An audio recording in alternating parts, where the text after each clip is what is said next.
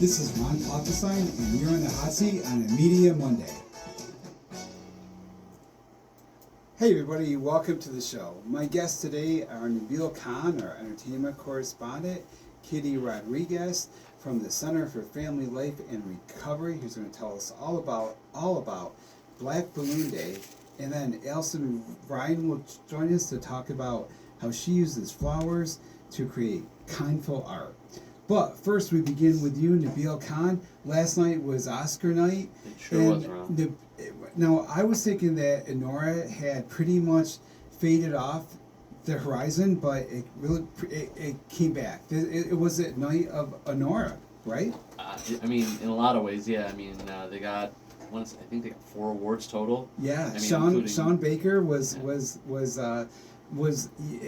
more well known at this point now than most of the actors there last night. I think he was on stage so often. Yeah, I mean, between him, Mickey winning the actress and them getting the best picture, I mean, they kind of swept. Yeah, absolutely. Were you surprised?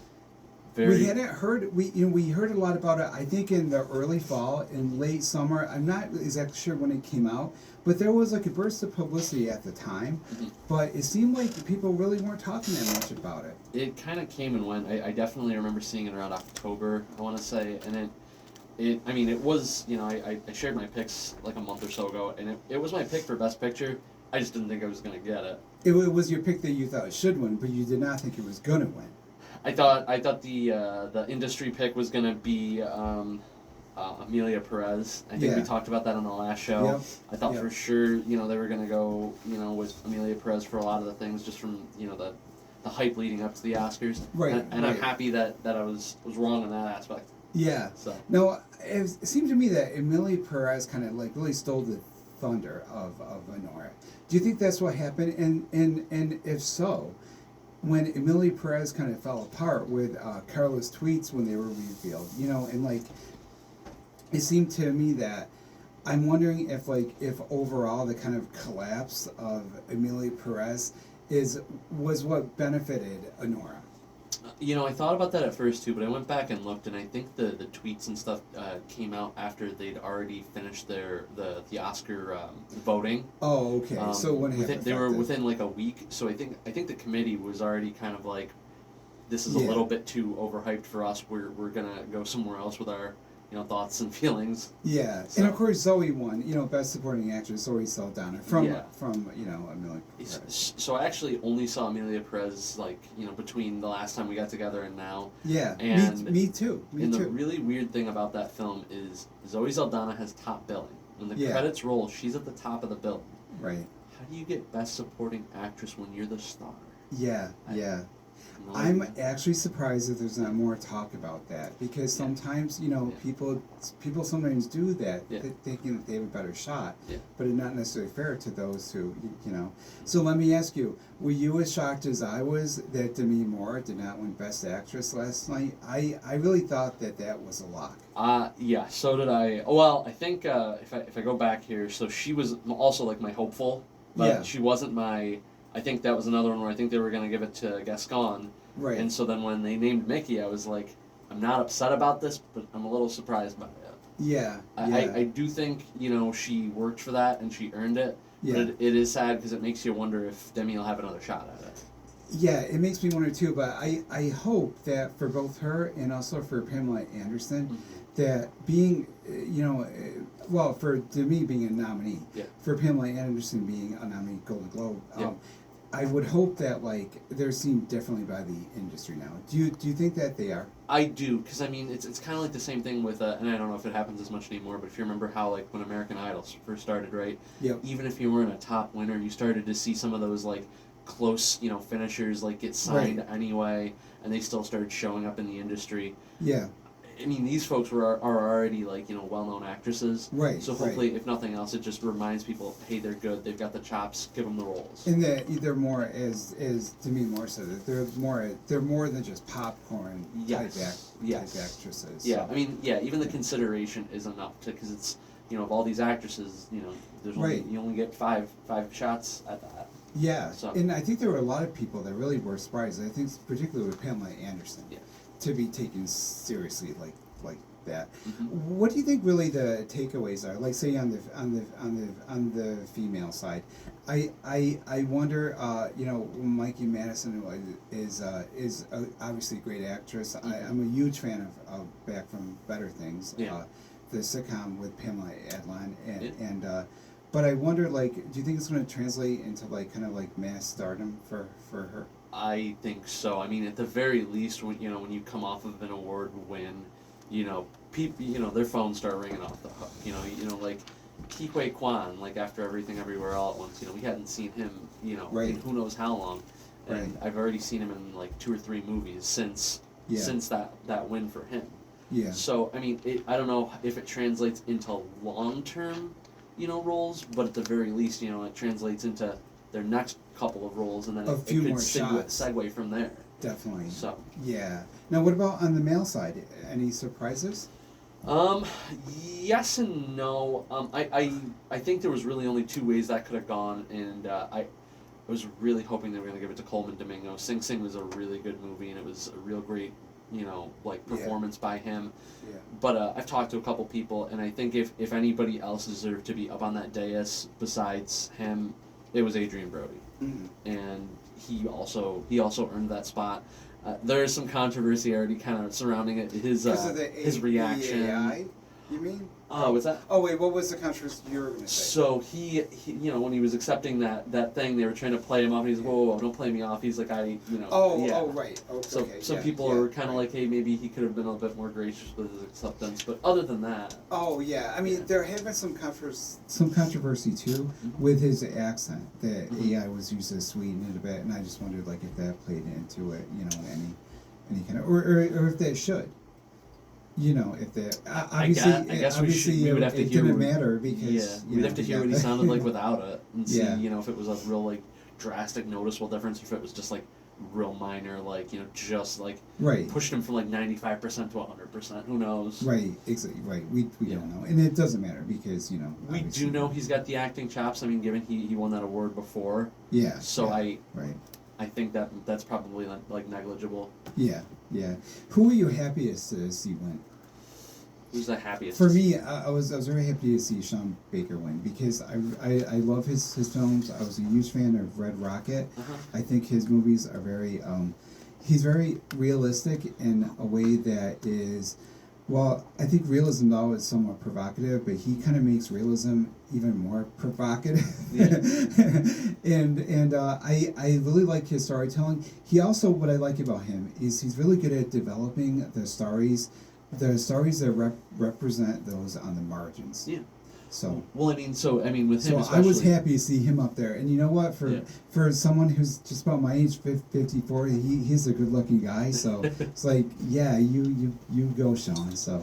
So how I mean, about with him specifically, like, I mean, they even said it too a couple times. Like, they were very entrenched in both Brighton Beach and in the sex worker community to get their stories down. Right. So that's why they feel authentic. I think from him especially because he does the work. Yeah. And he tries to be as authentic as possible. Yep. I was very happy to hear so many of the winners. Well, him and Madison too. Acknowledging acknowledging the dignity of sex workers. Yes. And talking about how they had like made an effort to get to know them and to tell their stories in a way that showed that respect. Right, So, and I mean Mickey did such a great job like portraying that. Like I 100% believe, like if I were to go down to Brooklyn, like in the Brighton Beach area, like that those are the type of people that I would run into, probably because they modeled them after real people. I would say that with every film of Sean Baker's that I've seen, the word that you come away with is just like the humanity, which he imbues people. So, so speaking of super humanity here, Captain America has taken in over $300 million at the box office. People are still talking about it as a flop. Why? I mean, some people just want to hate, lack for a better term. I mean, and you have a budget of 180 million, the tickets don't lie. If you've got, it's a profit, yeah, and I if mean, your profit is 120, and it I will think be they're a lot closer to more like than that. 350 right now. Of course, right? It's going to Yeah. go and go and go. Yeah. You know, here's the thing. Like, I've seen it. I've you know, a big Marvel guy myself. Yeah. It's. I'll say that it was a good movie, but it was still the weakest of the Caps. Mhm. But I don't think that had anything to do with, you know, Sam Wilson not being a good Cap. I think it's just Chris Evans was a really good Cap. Yeah. So it's a big shadow to cast. Yeah. And I think with time, you know, like he'll grow into the role. Uh-huh. And, you know, I'm sure this isn't the last time we've seen him. There's a lot more Avengers stuff in the future. Do that you I'm sure he'll think be that around for. racism is playing some part in this? I mean, it's a black actor now, and you know, I've seen some people talk about as if that was done purposely to like be woke, when actually it is consistent with the canon of the Marvel Yeah, I mean, universe. you know, I just priced and put up a copy the other day at the shop of his first appearance. It happened as Captain America. Sam Wilson became Cap 15 years ago now. Yeah, This is 2010, so I mean, like, it's not new. right. And he's like, if you flip open an Avengers comic, he's still Cap. Yeah, It's just people, you know, if they're not paying attention to that stuff, it feels new and or forced to them. So, you know, if you tell them, oh, he's been Cap for 15 years, well, I didn't know that. That's probably the response you'll get from a lot of people. Do you see anything on the horizon that like will really like maybe turn things around? Deadpool was a big hit, but I feel like from what I read, like on the internet and stuff, it seems that people are looking for like some kind of really a truly new thing, not just a bigger thing. Is there anything like that? I don't want to say the opposite, but I think we're about to get something that's maybe a little older Marvel-wise in the very near future. In fact, like this week. Oh, what's that? We have a new Daredevil TV show hitting. Oh, okay. And there was, you know... Is this Disney Plus? Yep. Yeah, it comes out. Hulu probably too, the bundle kind of thing? Or? I think it's Disney Plus Yeah. only for this one. Disney But Plus. yeah. Yeah. So it's the same actor that played him on Netflix. They're Okay. kind of like bringing him into the Disney stuff. Yeah. And, you know, people really liked those Netflix Daredevil seasons. Mhm. So, I mean, like, I think they're... and I've heard some people say it's going to be more violent and more brutal than that, but on Disney, which is kind of ironic. That's to hear interesting how they're gonna. So and you know, if they're leaning into, you know, what they think fans already like instead of trying, it's almost the opposite because they're not really trying to do something new or different. It's why don't we Right. give them what we know they like? Yeah, Yeah. yeah. Well, how about like in terms of the WandaVision, Agatha types, Yeah. really character Yeah. driven stuff? Is there anything like that you see like coming up down the road? Where it really does rely. I would say that the Agatha show. I mean, there were special effects, Mhm. of course, and WandaVision culminates in a big, Yeah. big special effects kind of fight. But you know, really, feel frustrated at times that Marvel and Disney didn't get the message of Agatha's success, Mm-hmm. which is that you can have a show with actual backdrops and actual dialogue and The you know. the only thing I'd say about that, and you know, they may or may not be paying attention, but some of these things, like, you know, we won't see the effects of right away because a lot of projects are already like in the fire, so to speak. So like when Agatha came out, I'm sure they already had 3 or 4 things they're Oh, already right. working on. Yeah. So then as they see the reaction, like, okay, so let's take this and put them towards, you know, the 6th, 7th, 8th thing down the line, but, you know, we won't see that for a couple of years. Right. I mean, we do have Thunderbolts and Fantastic Four this year also, which... Do you think that's a problem with the production model where there is such a long delay between the time that they propose and develop and the time that things actually are in, you know, on screen? 100%, because it's, I mean, people don't have the attention span to, like, remember that the thing they liked, you know, Yeah. 4 shows ago may or may not be connected to the Well, thing also, too, or like, impact the thing 4 shows from now. On the studio side too, like just responsiveness. You know, if something does take off, and they want to develop maybe a second season or something in the same vein, they may have to develop it for like 5 years down the road. You know, too. Sure, So yeah, I mean, like, I wonder it's about that. the days where we, you know, would end a show in May and get a new season in September feel very far They from now. do, right, you know. right. But yeah. if we're trading like quality for quantity, it Yeah. might be worth it. It might be, right. And I'm just wondering, like, maybe going forward, like, what quality is going to look like with this genre, because is it going to get to a point where they just can't have action sequences that go on any longer?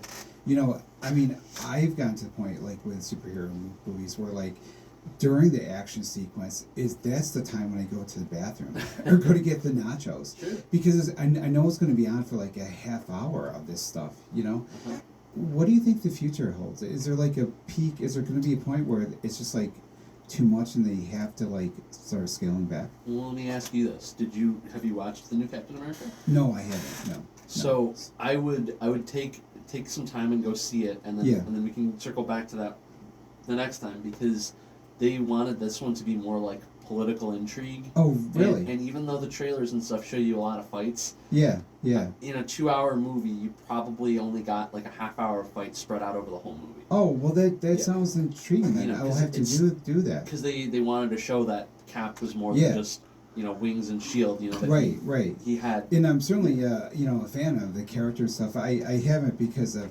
the Oscars.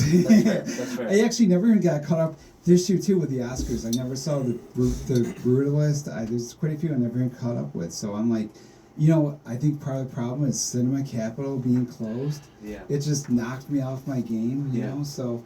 But thank you for being here. We'll talk more next month. Yeah. Today, I've been talking to our entertainment correspondent, Nabil Khan.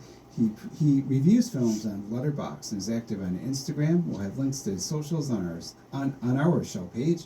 Later, we'll talk to Allison Ryan, who fuses flowers and art. But next, we'll be joined by Kitty Rodriguez from the Center for Family Life and Recovery, who will tell us about Black Balloon Day. I'm Ron Klopfenstein. You're with 95.5 FM The Heat. This is Hot Seat Media Monday. More after the break.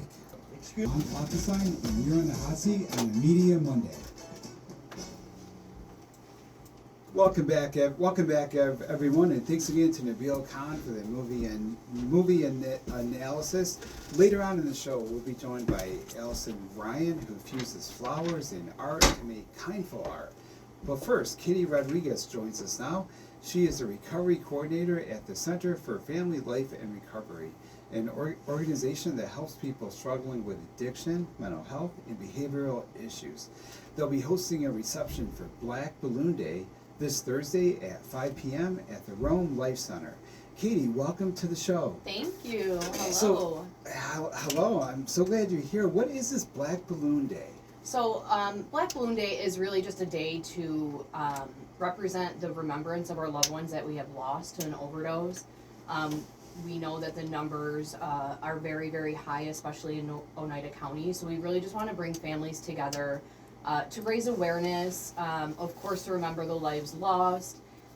We want to fight the stigma, educate the community, offer resources, and just spread awareness to those that need it. So what are the numbers of people like that have substance abuse issues or mental health So I issues? have the statistics for specifically overdoses in Oneida County. And by overdose, would this mean an overdose that is lethal, or just an overdose where they can recover from but go to the We have hospital? some fatal and some non-fatal. In 2024 in Oneida County, there was 267 non-fatal overdoses, and there were 58 fatal in 2024, which is 17. The fatal overdoses is 17 less than 2023. So we really want to highlight that at our reception on Thursday. We'll have 17 purple balloons, and all the rest, which is over 100, will be black. Yeah. Just to show that, we work tirelessly in this community, many agencies, not just ours, to reduce the number of fatal overdoses that we have. And, it does take a village, and we work very, very hard to bring that number down. 17 doesn't sound like a lot, but it is to us. So those 17 balloons that are purple would be black to represent people that would have died that are still alive. So what are some of the things that your agency does to help people to help? So we have myself and my team are all certified recovery peer advocates. We work one-on-one with individuals, whether they're in the incarcerated facilities like Oneida County Jail, active addiction, active recovery, seeking treatment, or just family support. It's one-on-one coaching into wellness and whatever that may look like to them. We also run the the Narcan program for our agency. So we go and do Narcan trainings for different agencies, law enforcement, EMT, school districts. The school districts that are open to it, we do have Narcan cabinets that are available to them. So we try to get as many trainings a year as we can, and that's looking really, really great. So when you're talking to somebody who is like in recovery, or who you're trying to like help get into recovery, what does that look like? Like what state are people usually in by the time they get to you? Do they normally realize they have a problem and are seeking help? Or do you sometimes have to like convince them they need help? What are the things that what are things that you see? What are things that people see when they have a loved one who needs help?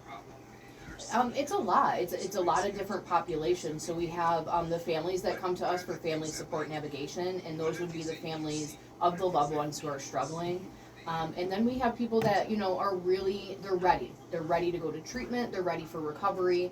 And then we also have CFLR offers a unique way of building and creating a safe place for individuals that may still be struggling, but just need somebody to reach out to, just need somebody to talk to, and we have the walk-in available for individuals. We can come off the elevator and they'll be waiting for us, and that is our mission. So like somebody could like just walk into your location just to like get kind of help on the spot and talk to somebody. Yep, and it could be anything. We work with a lot of the unhoused individuals. We do an Aaron's Light initiative where 5 times a year we do different events, the Black Balloon Day being one of the very first times that we're using it under our Aaron's Light. And Erin Lopez lost her life to an overdose as well, and I work very closely with her mother and stepfather. So Erin was someone who was local? Yes, Mohawk, New York. Mohawk, New York. Yep, Herkimer County. In response to her death, her parents have started this like a foundation? Yep, it's to help anybody in recovery. We do a heartwarming campaign where we get them kind of like Christmas gifts, and we go to local halfway houses, 3/4 houses, drop-in centers. Really, any population that is looking for wellness is who we serve. So, what would you think are like the biggest misconceptions that people have about the recovery population? I think that people assume that it's just unhoused individuals or the mentally when we have a mental disorders, that it's something like that. But this disease does not discriminate in any way, shape, or form. It could be lawyers, doctors. It could be anyone. It could happen to anyone. And the idea and the concept that we really need to get away from is that it's not happening in my backyard. Right. We really need to bring the light to this. That's often in the shadows, that this isn't happening in our own community, and we see it firsthand every single day. And we've just made it our mission to be out in the community, sharing our stories. Right, that's what we do this for. To share our stories to help save a life in another individual. What are some of the stories that you've shared? I share that I was an incarcerated individual in 2013, and now I work in that facility. We run programs for incarcerated individuals. It's a cognitive behavioral therapy program called MRT. And just showing them that this is possible. I also share that I was a mother in addiction and a survivor of domestic violence, and what I learned, throughout my recovery, what was going to save my life, what was going to be my rock bottom, and everybody's recovery is different. Well, for but you, it's possible. What was it that saved your life? What lessons did you learn from that experience? For me, it was my saving grace. Happened to be going to jail, and at some point I had enough, and I knew it was a blessing in disguise that I was there, because the way that I was living, the way that I was running, the people I was hanging out with, the people I was working for, all of those things was just leading me down a path to death, no matter which way you looked at it. And being in jail, I begged and pleaded for the drug treatment court program. It looks very differently in different counties, and I thankfully got that, and I got a chance to prove to myself, right, that I can do this and I am of value, and this is possible. Like, I deserve to live a different life, to honor myself. What were some of the first things that you did that proved to yourself that you could change? Maybe even like when you were still incarcerated yourself, like what were some of the first little victories that you had that helped you build up that perseverance and that stamina? I just made it a mission for myself to just not continually feed my addictive behavior. And it could be in little ways. I remember being in, when it used to be Insight House, day treatment, like 9 to 2 in the afternoon. And you couldn't smoke on the premises. And I got caught smoking because that was me feeding my addictive behavior. And there was someone who worked there at the time that told me that, that type of stuff is just feeding it. So you got away with it. So you did it again. And then you like got letting caught. down your guard? Yeah, yep. So once he told me that story, and he kind of told it to everybody that got caught, it kind of just sunk in. Like, I decided that I was going to rewire my brain, retrain my brain to do healthy things. Yeah, I deserve that, my family deserves that, my children deserve that. What are some of the healthy things that you first did for yourself? The very first time I was very active in the mutual aid groups, AA, NA, HA, things like that. Service work, I did that a lot. I did the sponsorship. And then, it's funny, CFLR actually found me. So whatever I was doing in the recovery in my personal life showed to different professionals. So they found me, and I've been there for almost 6 years, and that's my new reward. Like, every single day, whether I'm helping my team, like I'm leading them to grow, right, in their profession and professional development. Like what kind of things do you do? So we do different trainings. What do you do? What do I do? Yeah. To supervise them and to I teach them. I lead by example, and I just show them, like, listen, I'm asking you to do the same things that I've done. Like, you are totally worth it. Yeah. We hire multiple different people that are in recovery from whatever that looks like, and I love the different aspects of recovery. It's just so intriguing to me that my recovery is completely different than every single person on my team. Why is that? I'm not really sure. I think that would surprise people to hear that. Yeah, so I understand, but I wonder how can you articulate that? For me, I have a very open mind because I've seen the darkest things that some people haven't, and it brought me to be the human being that I am today. And others have to learn that, whether it's a harm reduction model or whether it's an abstinence model. There's so many different things. And just the recovery, like Oasis and SAMHSA are really like pushing, recovery is whatever you make it, whatever it looks like to you. So we try to honor that as well. And we do, I think I'll pat ourselves on the back at CFLR. We do really great at that. I can't imagine working for another agency. They mean it. You know? Yeah. Like, we support you no matter what it is. Like, we really mean it. This is a personal thing. When did you first start to realize that not only were you going to get better yourself, but that you were going to be somebody who actually was going to take your renewed health and your restored vitality and go out to help others?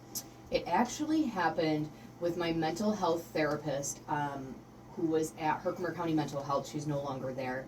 I was meeting with her it's been probably about a year, and she sent me this opportunity in the mail, and it was the Recovery Coach Academy.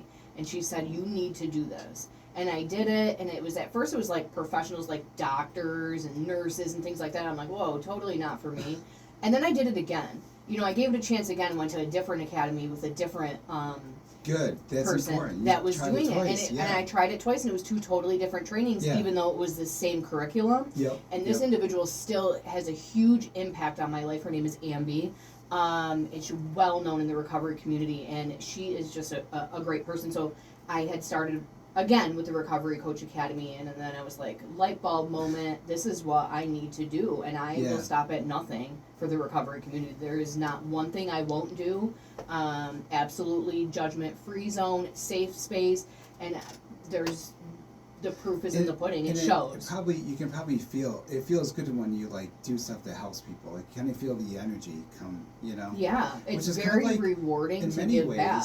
it feels good. Like, and actually, I feel like that when I teach, when I do the show, it feels like good in like a happy drug way, but in a healthy kind of like you know, like a uplifting, sort of like putting you down into sleep. Yeah, absolutely. You know, so. I always, every single day, I think about it, or month, or things that are happening. It could be overwhelming or stressful or any of that, but like I just remember that I'm going to make sure every single day I am the person that I needed when I was struggling. Because back in the day, in my long-term recovery, we didn't have this. We didn't have peer advocates. We didn't have somebody that was willing to hold our hand and help us throughout the way.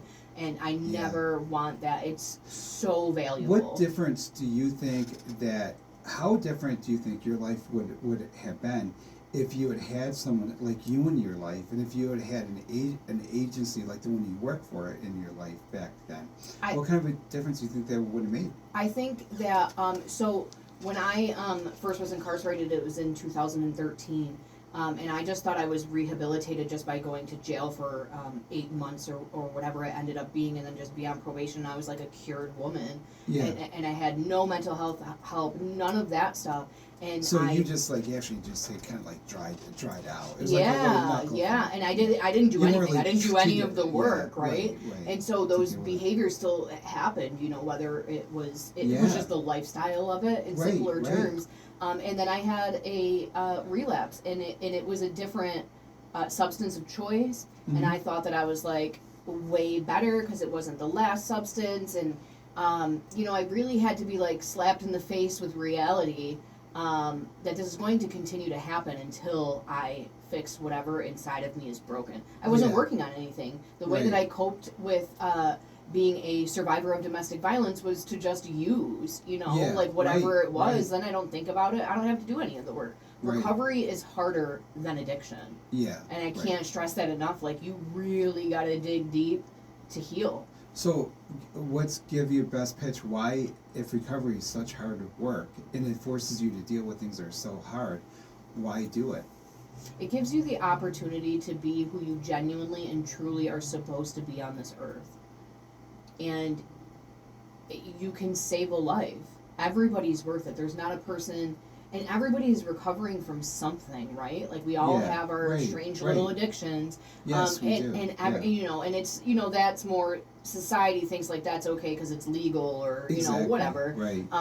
But you're so worth it's it. All The hard work is so worth it in the end. And no matter how many times you fall, you have the opportunity to get back up. And I know for sure CFLR would be there to catch you, and other agencies as well. Well, I love that, and it's so great to hear your passion for your work. Thank you for sharing your story with us too. You know, Absolutely. There's one thing I've learned, you know, in my life doing media, mixing media with my work as a gay rights activist, is that there's power in telling the truth, in your truth, and the way that you're doing this, like just in this 20 minutes here, I'm super impressed. So thank you so being much. here. And we're going to have information about your agency and the Black Balloon reception on our show notes. So we've been talking to Kitty Rodriguez. She is the recovery coordinator at the Center for Family Life and Recovery. They'll host a Black Balloon Day reception on Thursday at 5 p.m. at the Rome Life Center. We'll have links for more information, including their QR code to purchase a virtual balloon on our website at uticaphoenix.net/Media Monday. When we come back, we'll be joined by Allison Ryan, an artist who's doing amazing work with flowers at her business, Kindful Art. I'm Ron Klopfenstein. You're with 95.5 FM The Heat. This is the Hot Seat Media Monday. More after the break. Thank you, beautiful. This is Ron Klopfenstein, and you're on the Hot Seat on a Media Monday. Welcome back, and thank you to my last segment guest, Kitty Rodriguez from the Center for Family Life and Recovery. We'll have information about their Black Balloon Day reception on our website at uticaphoenix.net/Media Monday. My next guest describes her work as a fusion between flowers and art, and says that Kindful Art is a hobby that's grown into a passion. Welcome, Allison Ryan. Welcome to the show. So, let me ask you, so what is Kindful Art? Well, thank you for having me. I'm excited to be here. We're excited to have you here. And you know what I like is that I actually know the answer to where Kindful Art came from. It has an origin story from your son, and origin stories I think are really cool. Me and Nabil are superhero fans, so tell me your origin story. So the origin story of the name Kindful actually did come from my son, who was probably about 6 or 7 at the time. And we do this little, I am an occupational therapist by trade, and I would run little morning meetings in my house. I have 3 children. Oh, I like that. And I would say to them every day, like, okay, you know, what do we have, and we still do this, what do we have coming up today? What's a challenge? What's going to be great? You know, like, and then we talk about our day, and then we talk about how do you want to show up in the day.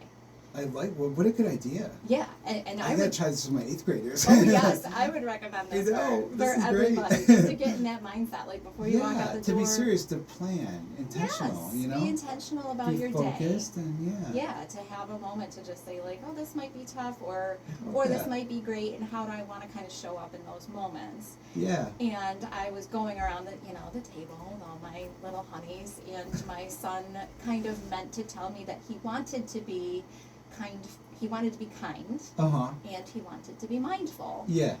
But he got the words kind of mixed up, and it came out kindful. I love it. And as soon as it came out of his mouth, I just went, oh, that's beautiful. That's like my new favorite word, kindful. It's a squish word. It is a squish word. A portmanteau. I love it. I love squish words. So I love that. After that, I was kind of looking for a name for what I was doing. Yeah. And I went, oh, kindful. And it fit. So what are you? So what is it? What is your art?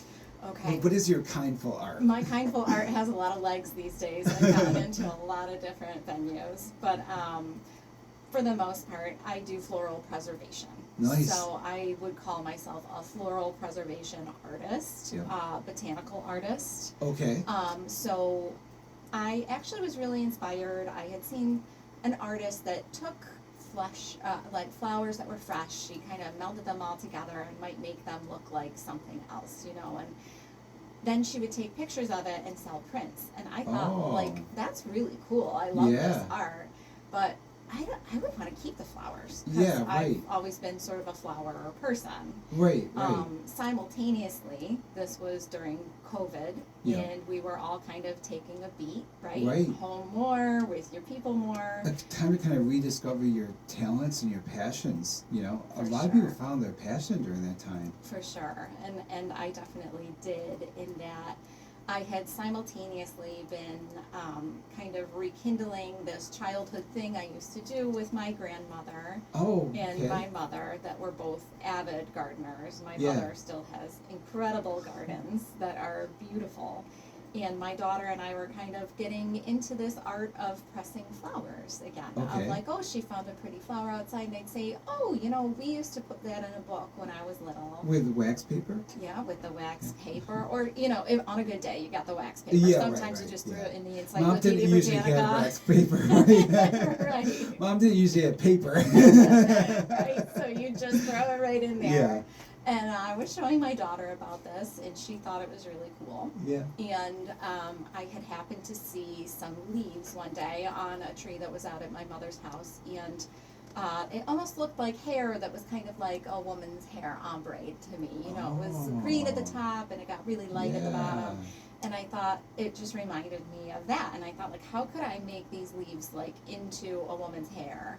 And then that led me back to kind of sketching and getting back into charcoal work, which I used to really enjoy. So again, sort of this rediscovery of what we used to enjoy when we were younger, and getting back to that younger self. Right. And then I kind of put them together. So I would do charcoal sketch of like the outline of a woman or outline of something else, use the flowers or the leaves as the hair, and then it just kind of like really got like I got very into it. It felt like falling in love. So now the first step would be to sketch out with charcoal, and the second step would be like, would you have to dry the flowers first? Yes.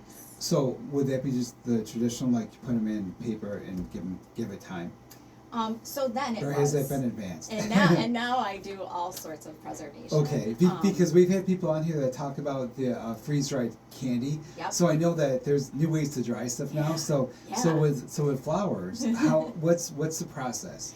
So I do still do some traditional pressing where Oh. it's sort of like I would call it like making lasagna. Oh, yeah, almost, right. You know, Yep, so yep. you can do like cardboard paper. Yeah, kind of like the Uh, sedimentary rock yes, kind of thing. Yeah. Yes, flowers, Lasagna, paper. yeah, sedimentary rock if you're a guy.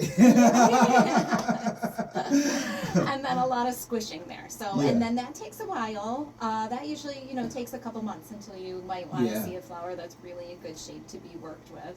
I also do a lot of microwave pressing now. Oh, so okay. again. I was thinking there must be some technology to speed things along. Yeah, right. yeah. So the microwave is great. You can Yeah. use the microwave to take a lot of moisture out, like initially. Of And a it doesn't flower. damage the cells, It does. It. or It not to an extent actually- where it's not to the extent. yeah. It depends, and I say this all the Yeah. time. Flowers are like people; every single one is different. Right, You know, right. some Yeah. are going to be great in the microwave. They're going to work, and they're kind of Yeah. perfect. Others are going to sort of fall apart. I was disintegrate, because you know. I was actually thinking they would kind of like burst a bit, but Yeah. I guess like you can cook vegetables in the microwave, so Yeah. it's like Yeah. but then the vegetables usually are still like moist. Moist, yeah. So these actually use pads that help Yeah. draw the moisture Oh, I out. see. Right. And that like you press it close with clips, Mm. and then those kind Yeah. of take the moisture out. So what I do a lot of times. So is you I- got the charcoal. Yeah. You got your dried flowers. Mhm. Now what comes next? Then I kind of there comes the fusion Okay. of being able to kind of see this image in my mind and Yeah. use, instead of paint or something else, use flowers Yeah. as that medium instead. Right. Right. And I Oh, I have love this. done artwork before where people look at it and they say, but I thought you were going to use flowers. I want flowers in it. And I'm like, you have to look, it's all Because you made it flowers. so much look like wow. It's all flowers. So I do a lot of using an X-Acto knife Wow. sometimes So too to like take by out. the time your creations are so like they're so realistic, they're like representational of like, Yeah, sometimes. Wow. Yeah. Huh. And that has kind of, that was really how I started. Yeah. Was sort of. Now is using this similar to like what someone does with a mosaic, like with little tiles, would you say? In some ways it kind of is. Except there because- probably isn't like the grout or whatever around Right. the piece itself. How do you affix the piece of the flower to the charcoal draw? So Glue. I usually use like pretty dense paper, watercolor paper, and Oh. I have some low pH glues that I found, and good old Yeah. Mod Podge does a real good job too. Right. Mod Podge is pretty Mhm. effective.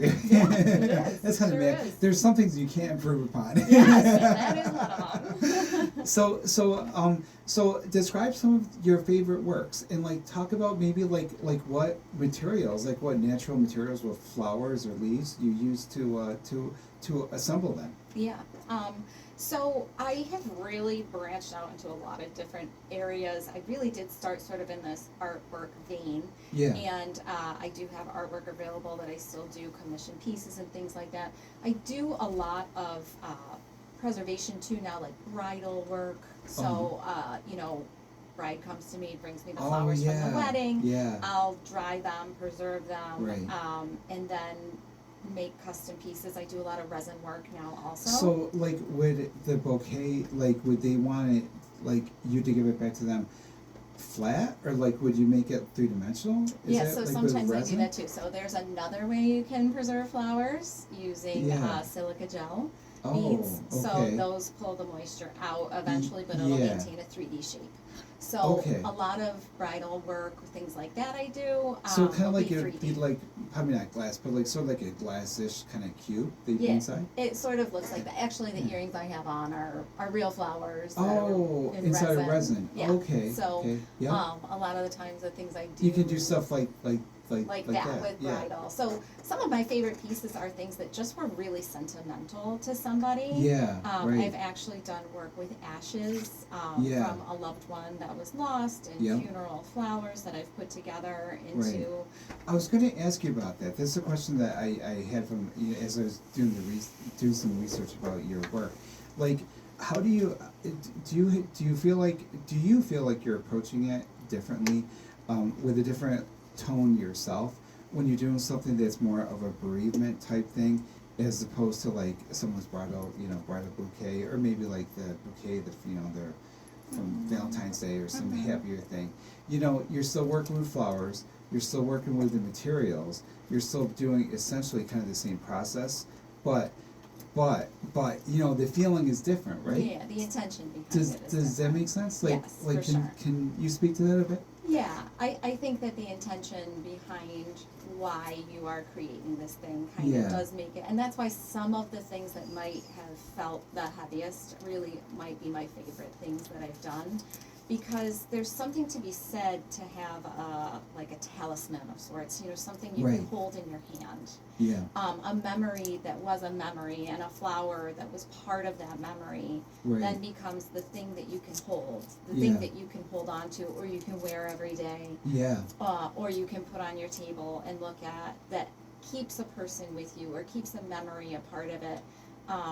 There is a different intention that you bring to that, for sure, when it's Right. something that felt just so very personal. Yeah. And I always say, like, it's just an honor to be able to take people's memories Yeah. and help create something that you're going to be able to have forever. It must be a very powerful thing to Yeah. do. I mean, to like preserve that sort of thing. Yeah, yeah. I mean, even weddings, things like that are super special days that we want to hold Yeah. on to for a long time, and being able to help be a part of that it's really meaningful. So like flowers have always been part of your life, you were saying, and your family and stuff. What particular flowers are meaningful to you? Like, to me, I always think of marigolds because my great-grandparents, the Frank and Elma Sonner, had a greenhouse in Peckville, New York, outside of Clark Mills. We think of it as Westmoreland, we claim it as part of our town, But so this would be like, so I knew them. So my great-grandfather lived into the 70s, so they would always have like, this was 70s, so like marigolds and petunias and geraniums. So to me, kind of like marigolds and the smell of marigolds, I just love that smell, the Yeah. smell of marigolds. And because I think of that as a summertime, I think of my great-grandparents' house, Brings you right Then my grandmother, she lived in New Hartford, and so she also grew flowers too. And she didn't have a greenhouse. See, my great-grandparents were like strawberry farmers, so they were like more, tougher, salty earth types. My grandmother was fancier, and she grew things like bleeding hearts and lupins. So I always think of those as like these really classy things, but I think of like marigolds and petunias as these, I love petunias, like bright and sticky, and I think of petunias as like, you look at them, then you go swim in the creek, So what flowers are meaningful to you? What first comes to mind is lilacs, because yes, right. growing up, my grandmother Yes. had lilac in every color, and the Yes, smell yes. is just so powerful from a lilac when Yes. they're going past the road. Lilacs kind around of symbolize grandma.